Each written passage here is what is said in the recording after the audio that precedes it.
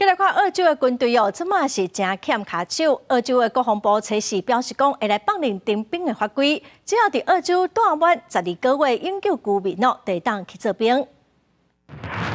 自7月开始，住伫咧澳洲的纽西兰人也当加入澳洲的国防军。澳洲国防部伫咧初时正式放任征兵的标准，准已经伫咧澳洲住12个月永久居民会当做兵。 而且就要伫咧申请进前2年内无伫咧其他国家做过兵，若顺利入伍，伫服役90天了后，就当摕到公民的身份。另外，自2025年1月开始，来自英国、美国、加拿大加太平洋国家的永久居民也当申請加入。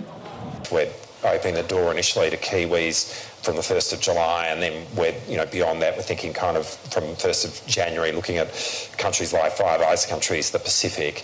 澳洲海华线长度会当是地球一年，不过人口只个达2600万。当局即马大量增加国防预算，为潜艇、喷射机加60台战车，来应用愈来愈增加的地区紧张情势。不过，所无有够的兵员来操作甲维护这款武器。堪培拉这几年对北京独断独行一直表示正关心。 除了2021年签署澳英美三方安全伙伴关系，亦佮加澳英美加纽做5眼联盟分享情报。去年发布的澳洲国防战略评估报告讲，发展一支精良的国防军是应对的关键。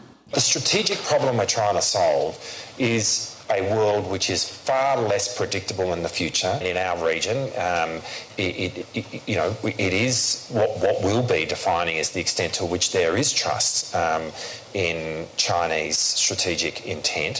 澳洲顶一届政府伫咧2020年宣布拨380亿澳币，差不多代表8200亿，伫20年内增加军警人员30%。不过，澳洲失业率低，和招募工作正困难。根据政府上新的资料，澳洲国防兵力即马差不多欠4400人。